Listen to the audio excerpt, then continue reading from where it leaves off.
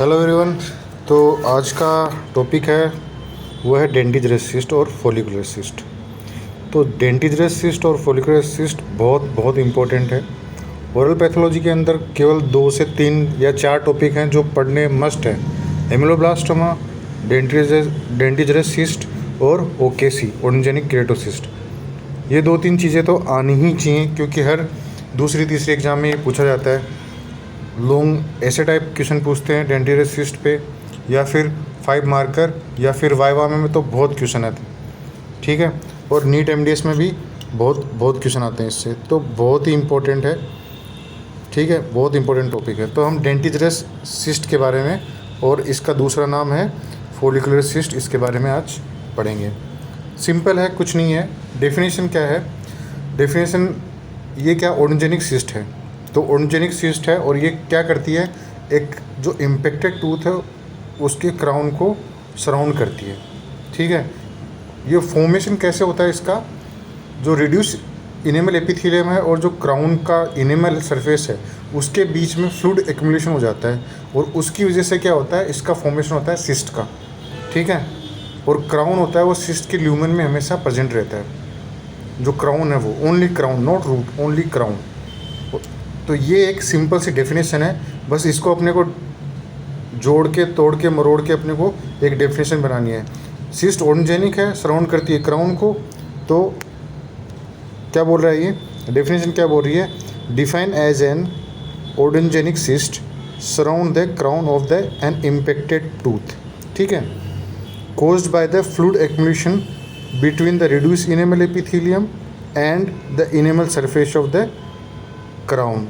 ठीक है, resulting in cyst in which the crown of the tooth located within lumen. ये इसकी simple सी definition जो सिफर में दे रखी है। कुछ नहीं है, एक सिस्ट है जो ओरिजिन जिसका डोलोमेंटल है। डोलोमेंटल कहाँ से? ओडोंटोजेनिक सिस्ट है, और वो क्या करती है, इम्पेक्टेड, एम्बेडेड और अनइरप्टेड जो भी क्राउन है उसको एनसर्कल करती है, सराउंड करती है। ठीक है, उसके क्राउन को ओनली।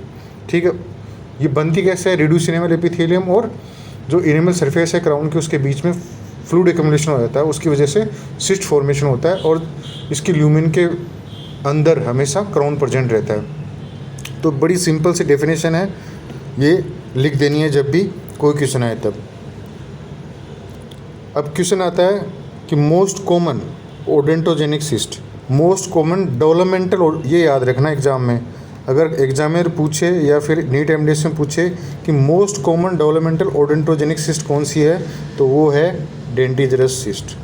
ठीक है, डेंटिजरस सिस्ट में जो जितनी भी सिस्ट रहती हैं हेड एंड नेक रीजन में, या जो सिस्ट रहती हैं उसकी 20% ओनली डेंटिजरस सिस्ट रहती हैं। ठीक है, और जितने भी इम्पेक्टेड टूथ रहते हैं उसमें से 10% जो इम्पेक्टेड टूथ रहते हैं वो डेंटिजरस सिस्ट के साथ एसोसिएट रहते हैं। 10% मतलब हर 100 इम्पेक्टेड टूथ पे 1.44 डेंटिजरस सिस्ट रहती है। ठीक है, ये इसकी इंसिडेंस है।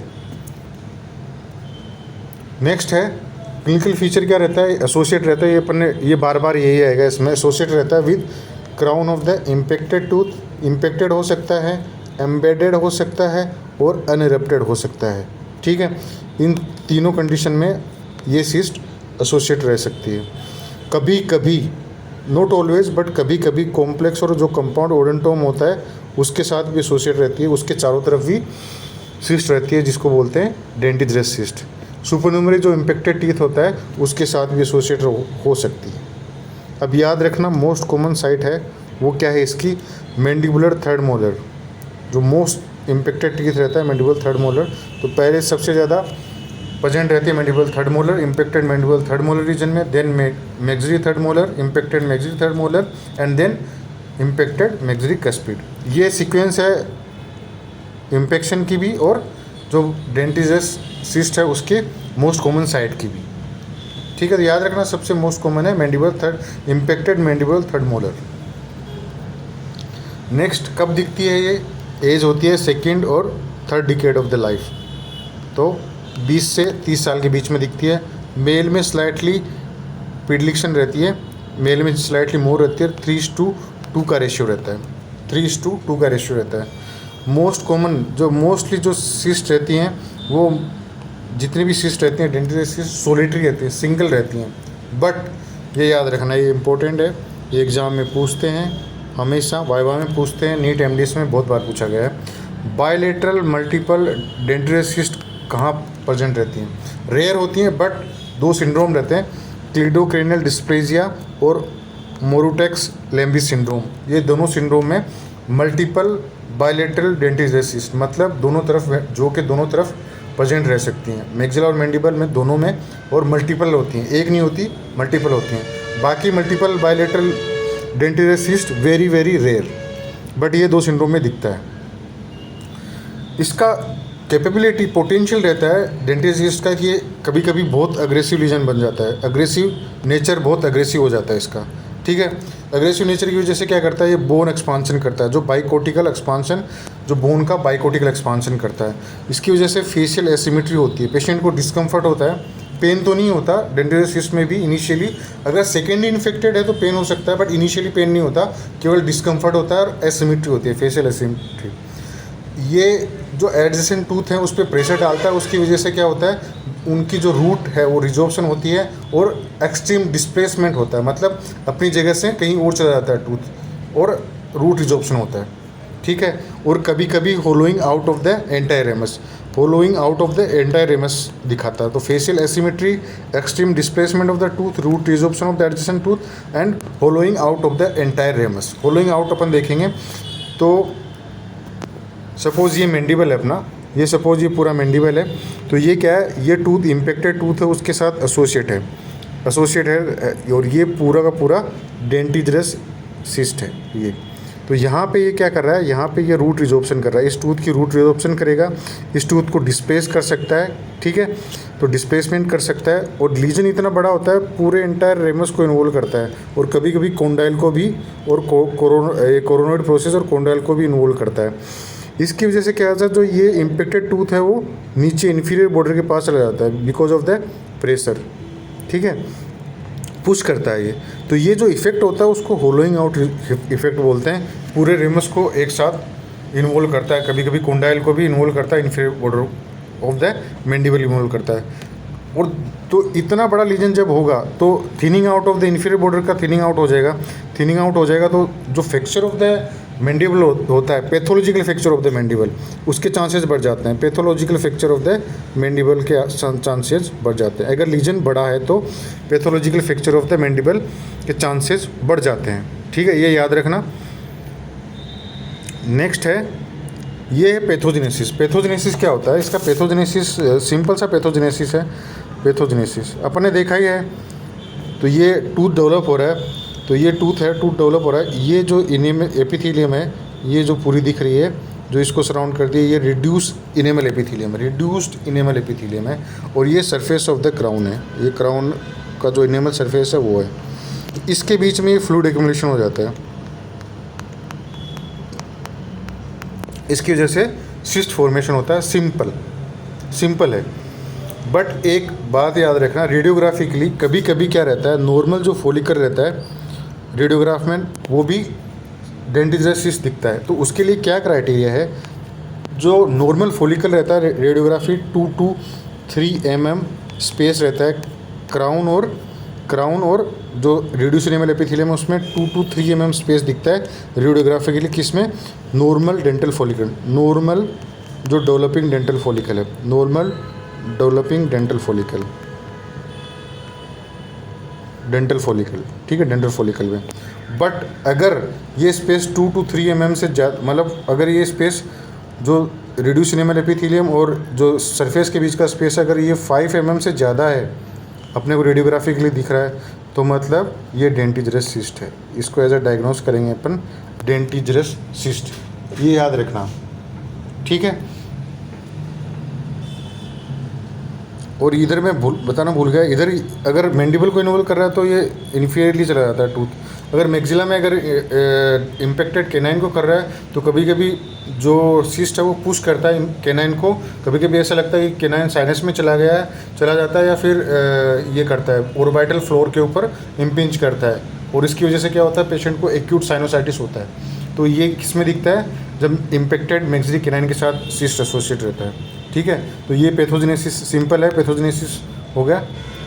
उसके बाद में रेडियोग्राफिक फीचर में क्या होता है, मोस्टली क्या रेडियोग्राफिक फीचर क्या रहता है, ये यूनिलोकुलर रेडियोलुसेंसी दिखती है, यूनिलोकुलर, और कभी कभी हम लोग मल्टीलोकुलर भी देख सकते हैं और स्क्लेरोटिक बोन फॉर्मेशन भी देख सकते हैं कुछ कुछ कंडीशन के अंदर। बट मोस्टली ऑलवेज और मोस्टली क्या रहता है, यूनिलोकुलर रेडियोलुसेंसी रहती है जो एसोसिएट रहती है इम्पेक्टेड टूथ के साथ, ये याद रखना। तो इसके अंदर रेडियोग्राफिकली डेंटिजरस सिस्ट के 3 वेराइटी रहते हैं, सेंट्रल वेराइटी, लेटरल वेराइटी और सर्कमफेरेंशियल वेराइटी, ठीक है। तो ये हमेशा याद रखना, जो ये रिड्यूस इनेमल एपिथेलियम है ना, ये सीमेंटो इनेमल जंक्शन पे हमेशा अटैच रहती है।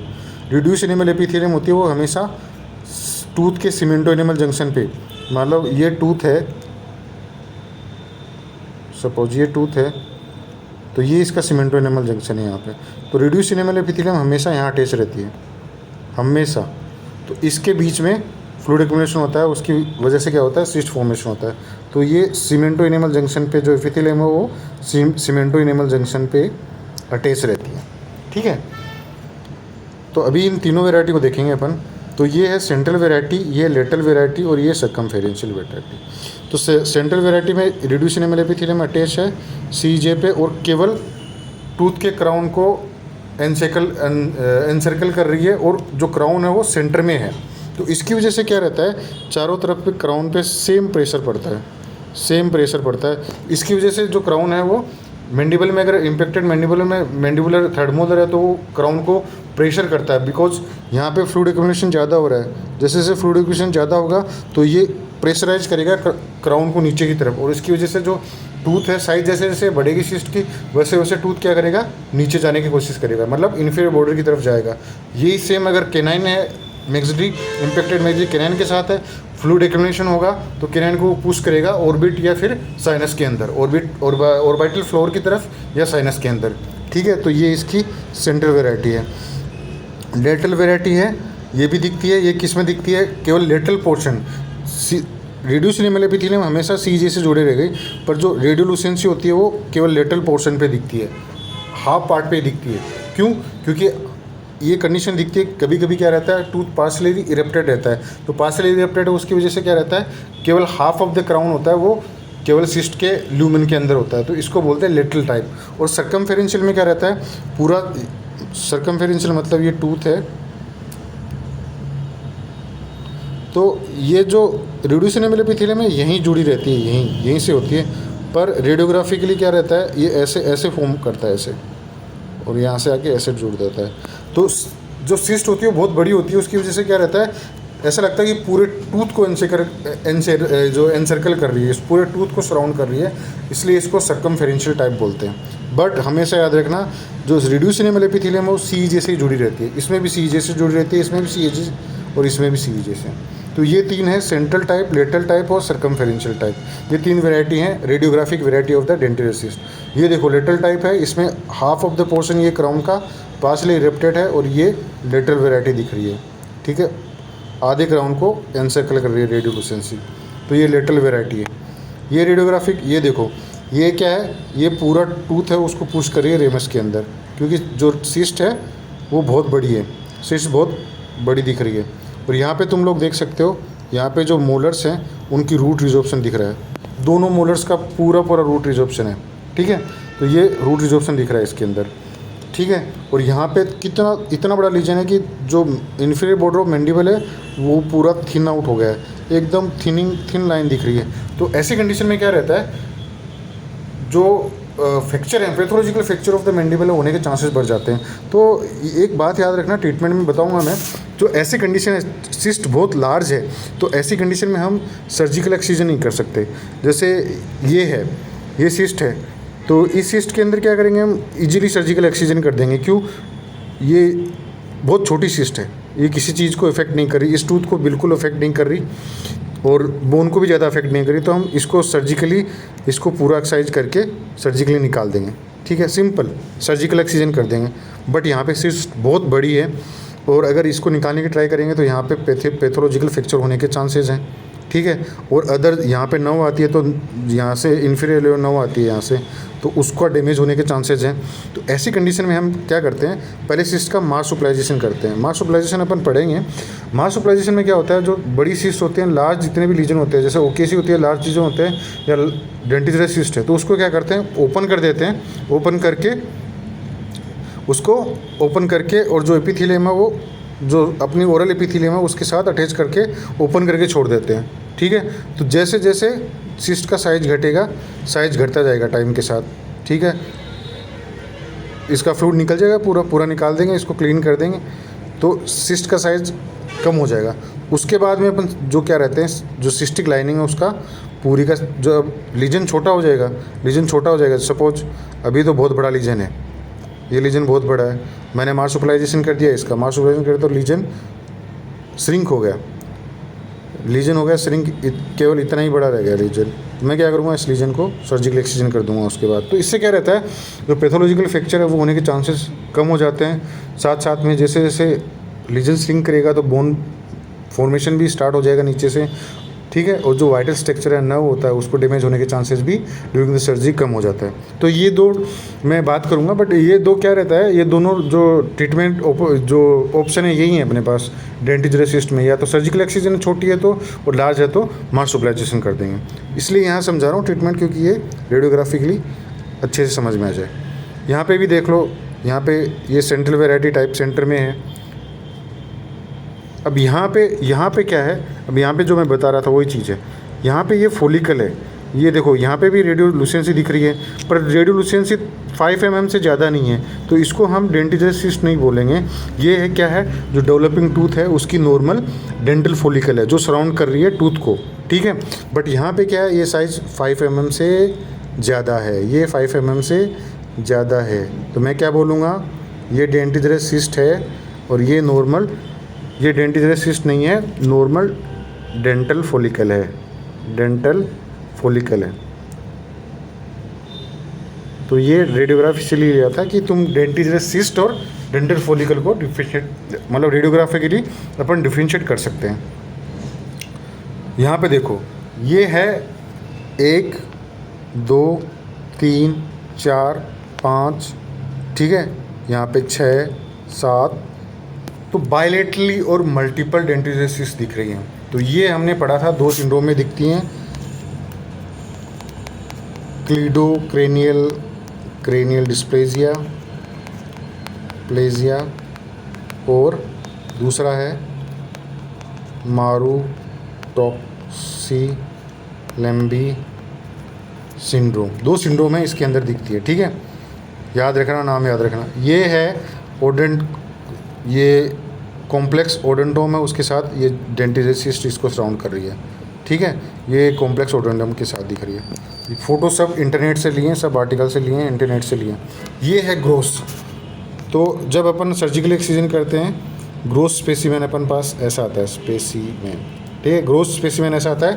क्राउन देखो, ये रिड्यूस एनिमल एपिथेलियम है, ये पूरा सराउंड कर रही है और केवल क्राउन को सराउंड कर रही है, और यहाँ सीमेंटो एनिमल जंक्शन से अटैच है। तो स्पेसिमेन देखते ही हमें पता चल जाता है कि ये डेंटिजरस सिस्ट है, ठीक है, क्योंकि जो रिड्यूस एनिमल एपिथेलियम वो अटैच है कहाँ से अटैच है, सीमेंटो एनिमल जंक्शन से। इसलिए हमें देखते ही पता चल जाता है कि ये है डेंटिजरस सिस्ट, ठीक है। अब हमने कर दी ग्रोसिंग, कर दी स्टेनिंग, स्टेनिंग करने के बाद ये आ गया हिस्टोपैथोलॉजिकल फीचर। हिस्टोपैथोलॉजिकल बड़ी सिंपल है,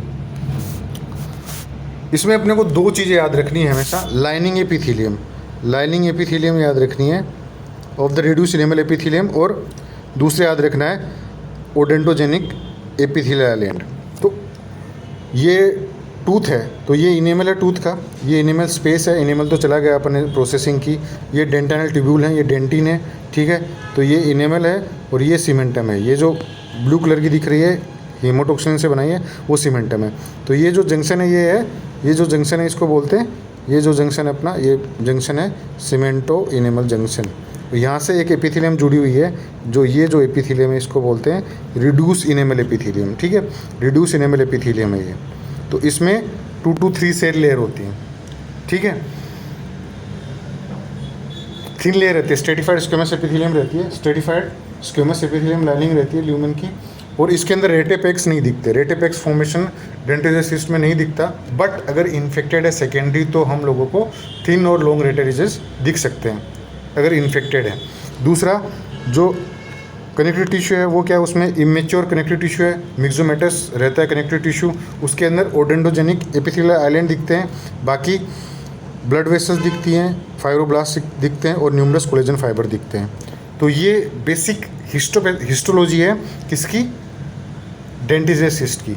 और ये क्या है, ये जो सिस्ट है उसकी ल्यूमेन है, ठीक है, ये ल्यूमेन है, इसके अंदर फ्लूइड रहेगा। तो ये हिस्टोपैथोलॉजी है सिस्ट की। ये दो चीज़ें याद रखना, ये दो चीज़ें मैं डिस्कस करूँगा बाद में भी, lining epithelium resembling the reduced enamel epithelium और ओडेंटोजेनिक एपिथेलियल आइलैंड, ठीक है। एक चीज़ और दिखती है कभी कभी कनेक्टिव टिश्यू के अंदर, एक चीज़ दिखती है जिसको हम रस्टन बॉडी या हाइलिन बॉडी बोलते हैं, रस्टन बॉडीज़ दिखती हैं, हाइलिन बॉडीज़ रहती हैं ये। और इनका जो ओरिजिन होता है मोस्टली तो अननोन है, बट कुछ लोग बोलते हैं कि हेमेटोजेनस ओरिजिन रहता है इसका अपन देखेंगे कैसे दिखते हैं। ये देखो, ये एपिथेलियम है और ये कनेक्टिव टिश्यू है, ठीक है। ये ब्लड वेसल्स दिख रही हैं, बहुत सारी ब्लड वेसल्स दिख रही हैं बड़ी बड़ी। कभी कभी क्या रहता है याद रखना, इसके अंदर जो एपिथेलियम है उसके अंदर म्यूकस सिक्रेटिंग सेल्स भी रहती हैं। मैं तुम लोगों को तीन चीज़ें याद रखने के लिए बोल रहा हूँ। पहला, एपिथेलियल जो लाइनिंग एपिथेलियम है 2 to 3 सेल लेयर, वो एक ओडोनजेनिक आइलैंड पाए जाते हैं किसके अंदर, कनेक्टिव टिश्यू के अंदर, वो याद रखना। और म्यूकस सिक्रेटिंग सेल्स रहती हैं किसके अंदर, अपनी लाइनिंग जो एपिथेलियम स्ट्रेटिफाइड स्क्वेमस एपिथेलियम है और रिड्यूस एनिमल एपिथेलियम है, उसके अंदर कभी कभी म्यूकस सिक्रेटिंग सेल्स भी रहती हैं, ठीक है। ये भी सेम थिन लाइनिंग है और वो दिख रहा है अपने को, ये थिन लाइनिंग दिख रही है, रेटेजेस नहीं है इसके अंदर, और मिक्सोमेटस स्टोमा दिख रहा है, न्यूमरस फाइब्रोब्लास्ट और कोलेजन स्टोमा दिख रहा है। ये याद रखना, ये आ गई। ये कर्विलीनियर डिफरेंट टाइप की रस्टन बॉडीज दिखती हैं, कर्विलीनियर रस्टन बॉडीज दिख रही हैं, ठीक है। हाइलेनाइज बॉडी और रस्टन बॉडीज़, ठीक है। ये इरेगुलर रस्टन बॉडीज़ दिख रही हैं यहाँ पे। तो ये है रस्टन बॉडीज़ याद रखना, रस्टन बॉडीज़ हैं ये, इसमें दिखती हैं डेंटिस सिस्ट में। कभी कभी दिखते हैं, ऐसा कोई ज़रूरी नहीं है कि हर डेंटिस सिस्ट की हिस्टोपैथोलॉजी में अपने को रस्टन बॉडीज़ दिखते हैं, नहीं, ऐसा कोई ज़रूरी नहीं है। और सिस्ट में भी दिख सकती हैं, बट कभी कभी डेंटिस सिस्ट में दिखती हैं। और इसके अंदर कभी कभी अपने को अगर इन्फेक्टेड है तो कोलेस्ट्रॉल क्लेफ्ट देखने को भी मिलते हैं, ठीक है। तो ये याद रखना, कभी कभी अपने को रस्टन बॉडीज़ देखने को मिलती हैं, not always but sometimes you can see that. कर्विलीनियर circular, यहाँ पे देखो, यहाँ पे सर्कुलर रस्टन बॉडीज़ हैं, ये सर्कुलर है। तो हेमेटोजेनस रूट से इसका वो रहता है, ओरिजिन रहता है। ट्रीटमेंट, स्मॉल का सर्जिकल एक्सीजन जो मैं एक्सरे में बताया था तुम लोगों को, और लार्ज डेंटिस सिस्ट है उसका मार्सुप्लाइजेशन कर देंगे, जैसे सिस्ट छोटी होगी उससे सर्जिकली अपन रिमूव कर देंगे, सिंपल। तो ये दोनों ट्रीटमेंट में उस टाइम में डिस्कस कर लिए थे मैंने रेडियोग्राफ में। कॉम्प्लिकेशन, अब मैं तीन चीज़ इसलिए तुम लोगों को बोल रहा था, एक तो रिड्यूस एनिमल एपिथेलियम है जो 2 to 3 सेल लेयर है, उसको याद करने के लिए, एक ओडोनजेनिक आइलैंड है उसको याद करने के लिए। तो ओडोनजेनिक आइलैंड और रिड्यूस एनिमल एपिथेलियम है, उसकी वजह उसमें दो चीज़ें डेवलप होती हैं, एक एपिडर्मोइड कार्सिनोमा और दूसरा मेलोब्लास्टोमा। ये दोनों एपिथेलियम और ओडोनजेनिक आइलैंड है उनसे डेवलप होती है। कभी कभी हम लोग देखते हैं कि जो एमिलोब्लास्टोमा है वो डेंटिस सिस्ट की जो वॉल में कभी कभी हम लोगों को हिस्टोपैथोलॉजिकली भी डेवलपिंग ओडेंटोब्लास्ट डेंटिस सिस्ट के साथ साथ डेवलपिंग एमिलोब्लास्ट के फीचर्स भी दिखते हैं, ठीक है। तो हम जो सिस्टिक वॉल है उसके अंदर डेवलपिंग एमिलोब्लास्टोमा भी देख सकते हैं कभी कभी, और एपिडर्मोइड कार्सिनोमा ओरिजिनल होता है, ठीक है। अब एक चीज़ और बोला था मैंने याद करने के लिए, म्यूकस सिक्रेटिंग सेल्स होती हैं, म्यूकस सिक्रेटिंग सेल्स होती हैं किसके अंदर, एपिथेलियम के अंदर। म्यूकस सिक्रेटिंग जो सेल्स रहती हैं वो क्या करती हैं, वो सेलाइव ग्लैंड की जो म्यूको सिक्रेटिंग जो सेल्स रहती हैं वो क्या करती है, एक सेलाइव ग्लैंड का कार्सिनोमा होता है, म्यूको एपिडर्मोइड कार्सिनोमा। तो ये म्यूको एपिडर्मोइड कार्सिनोमा है, वो किसकी वजह से होता है, डेवलप होता है किसमें, म्यूकस सिक्रेटिंग सेल्स होती हैं जो एपिथेलियम लाइनिंग और रिड्यूस एनिमल एपिथेलियम की जो लाइनिंग है उसके अंदर, उसमें डेवलप होता है म्यूको एपिडर्मोइड कार्सिनोमा। तो डेंटिस सिस्ट बहुत ही डेंजरस है। क्यों? क्योंकि कॉम्प्लिकेशन कभी कभी अगर हो गए तो दो कैंसर होने के चांसेस रहते हैं। म्यूको एपिडर्मोइड कार्सिनोमा और म्यूको एपिडर्मोइड कार्सिनोमा, और दोनों ही बहुत डेंजरस रहते हैं। एमिलोब्लास्टोमा तो क्या है, बिनाइन न्यूप्लाजिया है, बिना नोडोजेनिक ट्यूमर है, कोई दिक्कत नहीं है, ट्रीटमेंट हो जाता है। बट तो इसलिए अगर तुम लोगों को लगता है सस्पेक्टेड लग रहा है, किसी भी पेशेंट में सस्पेक्टेड लग रहा है, रेडियोग्राफिक ओपीजी में दिख रहा है या आईओपी में भी कभी कभी दिख जाता है, और तुम लोगों को लग रहा है कि ये हो सकता है क्या, डेंटिस सिस्ट, तो उसको सर्जन के पास अपने को रेफ़र करना चाहिए, या फिर उसकी इंसिजनल बायोप्सी कंपलसरी है। क्योंकि अगर छोड़ दिया तो हो सकता है फ्यूचर में चांसेस हैं कि वो डेवलप हो एपिडर्मोइड कार्सिनोमा और म्यूको एपिडर्मोइड कार्सिनोमा या फिर एमिलोब्लास्टोमा के अंदर। यहाँ पे मैंने एक चीज़, जो रिकरेंस रेट होती है वो डेंटिस सिस्ट के अंदर रेयर होती है, रेयर है, ये याद रखना एक चीज़, ठीक है। सो अब मैं 2-3 क्वेश्चन पूछ रहा हूँ, प्लीज़ कमेंट करो आंसर। पहला क्वेश्चन है, कौन से बायलैटरल और मल्टीपल जो डेंटिस सिस्ट है वो कहाँ दिखती है, मल्टीपल डेंटिस सिस्ट कहाँ दिखती है, ठीक है। दूसरा क्वेश्चन है, सिंपल है, मोस्ट कॉमन डेवलपिंग ओडेंटोजेनिक सिस्ट कौन सी है, ओडेंटोजेनिक सिस्ट कौन सी है, मोस्ट कॉमन डेवलपिंग। दूसरा है, मोस्ट कॉमन ओडेंटोजेनिक सिस्ट कौन सी है, ओडेंटोजेनिक सिस्ट, ठीक है। Which are the complication of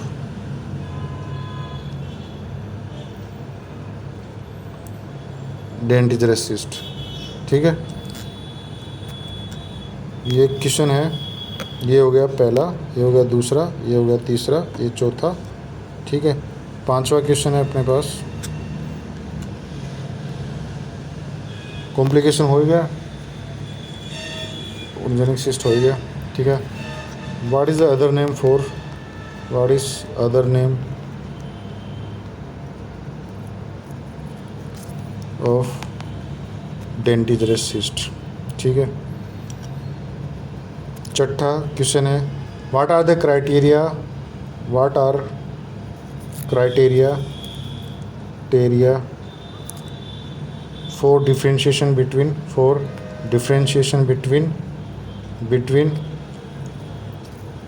normal dental follicle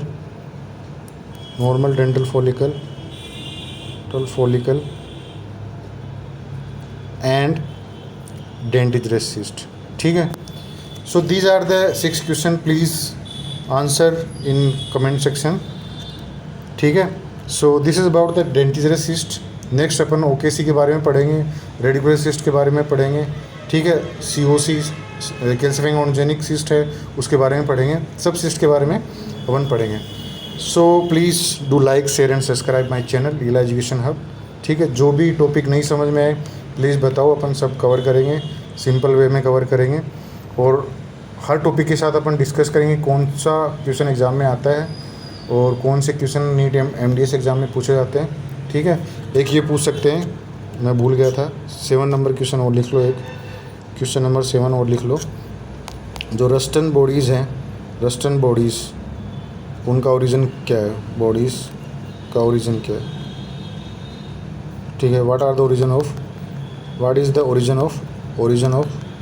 origin of Roston bodies, ठीक है।